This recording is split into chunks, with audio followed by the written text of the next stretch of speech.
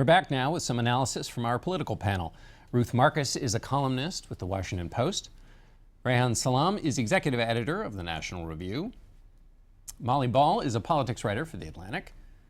And Jonathan Martin is national political correspondent for the New York Times. Reihan, I want to start with you. Donald Trump, is it essentially now his nomination to lose on the Republican side? He has big structural disadvantages, but I'd say the biggest advantage that he has is this.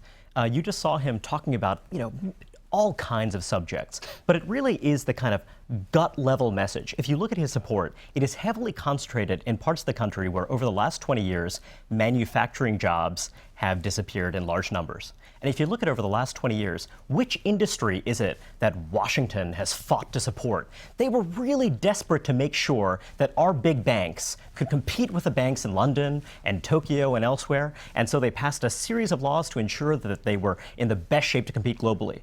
Whereas if you look at our industries, if you look at the Rust Belt, if you look at these parts of the country, these are parts of the country where they don't really feel like they've had friends and allies. And Donald Trump doesn't actually talk about deindustrialization or whatever else, but what he does say is that the people in charge are not listening to you. They are fundamentally untrustworthy, whereas I am plain-spoken and can be trusted. And whichever candidate is going to win the Republican nomination is someone who can channel that anger and that feeling of being left out and not listened to. Jonathan, Donald Trump says he's going to win Iowa. I was so struck by that there at the end, John, because so much of the expectation of these primaries is driven by what the candidates say going in, how they set up their own assumptions about what states they're going to perform well and where they're going to win, whether they're only going to do well. And by saying that, he basically has raised the bar on his own campaign in Iowa, to the point now where if Cruz does beat him, that's going to be even more of a blow for Trump than it otherwise would have. So Trump is so Trumpian, he can't help himself, but in doing so, he has unwittingly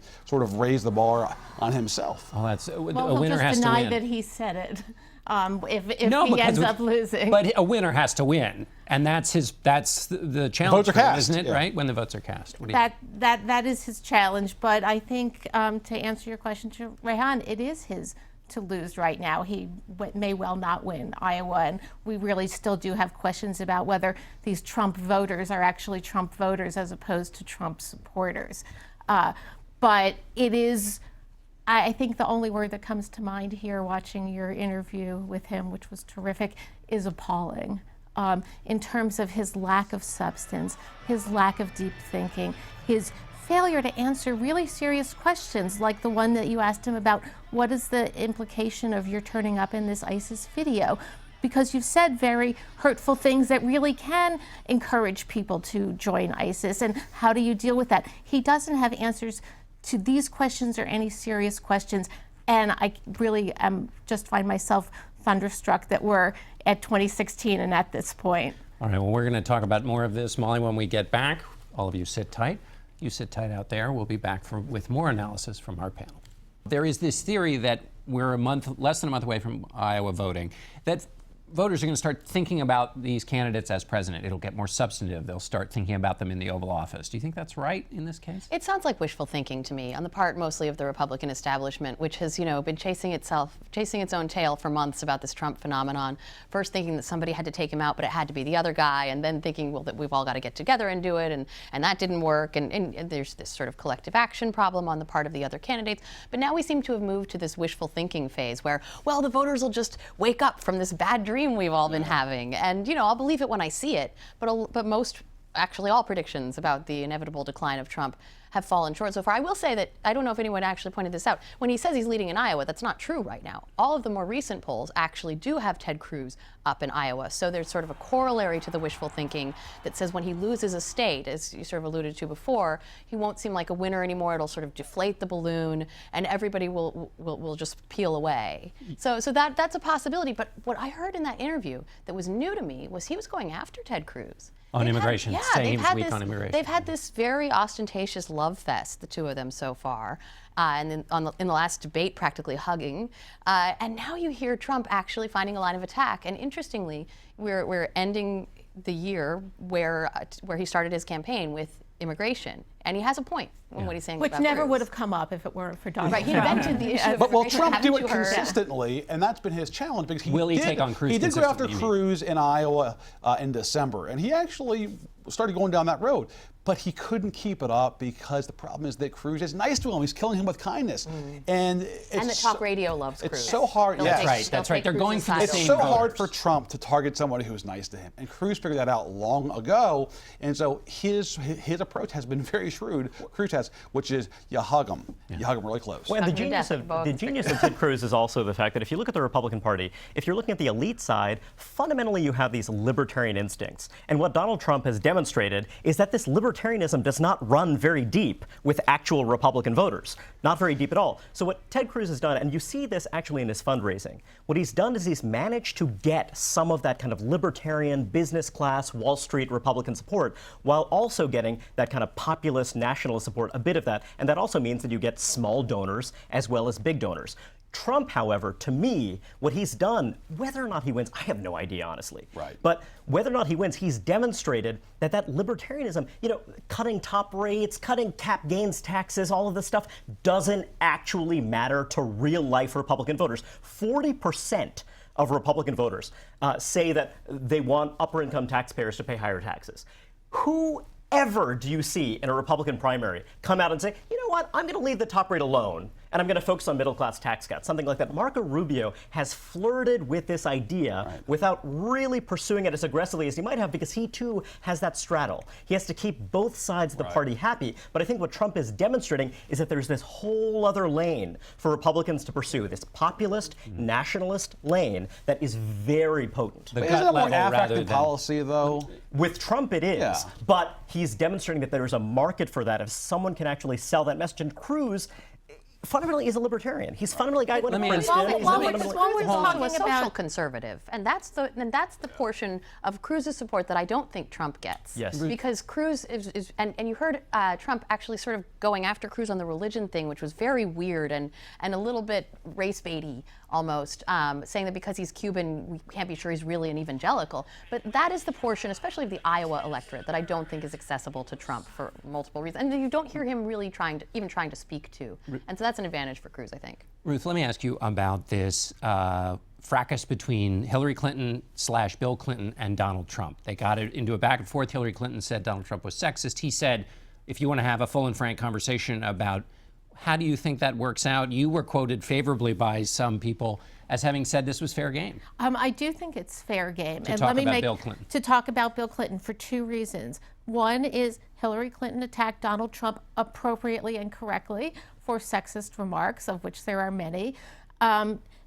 Bill Clinton's record with women then becomes fair game. She also has designated him as her surrogate in chief. He'll be out on the campaign trail this week.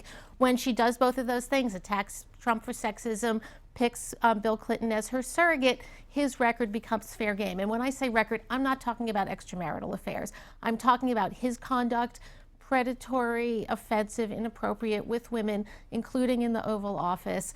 That becomes fair for Trump to raise. Whether it affects any voters, that's a different question. I think it's smart for Trump to raise in a primary campaign. There are no Republican voters who are going to be offended by this. In a general election campaign, it's a much dicier topic. Yeah, does this work in the general election, Jonathan, or is this just a brushback pitch? In other words, a signal to Hillary Clinton that if she doesn't want this to be talked about, she should stop attacking. I'd be very surprised if the nominee is not Trump if they went down that road in a general election, because history has proven that it's not effective politically. In 1998, Republicans Correct. went after Bill Clinton on this, and they had a bad year electorally. Huge blowback. But he does have a point with when he talks about how she's pandering to women. We do see Hillary Clinton very much leaning into sort of feminism as identity politics this time in a way she didn't in 2008, in a way that was seen as damaging and dangerous in 2008. She had to be Margaret Thatcher. She had to be tough. She had to be genderless. And this time around, it's a very different campaign that she's running. She's talking very openly about being the first woman president as an asset of her campaign, as something she wants to accomplish. So I do think that that number one, he has a point in pointing that out. Some people may be offended by it, some may not. And number two, I think Ruth is exactly right, that if Hillary is going to say that the things that Bill Clinton did that are regarded positively accrue to her credit, but the things that are negative she had nothing to do with, well, that's ridiculous, and it is fair game. Reihan, let's broaden this out now and talk about the larger Republican field. We've got Donald Trump. We've talked a lot about him. What do the other candidates do to make some inroads, to make a claim to win the nomination? It's going to be very regionally specific at this point, I imagine. And, as you guys all know, I mean, in New Hampshire, you have a particular quirky kind of race in which Chris Christie is doing very well. He's completely invisible in the rest of the country, but he's doing quite well there. And it's all this jockeying for third place, this idea that Jeb Bush needs to get into third in Iowa to be viable going forward.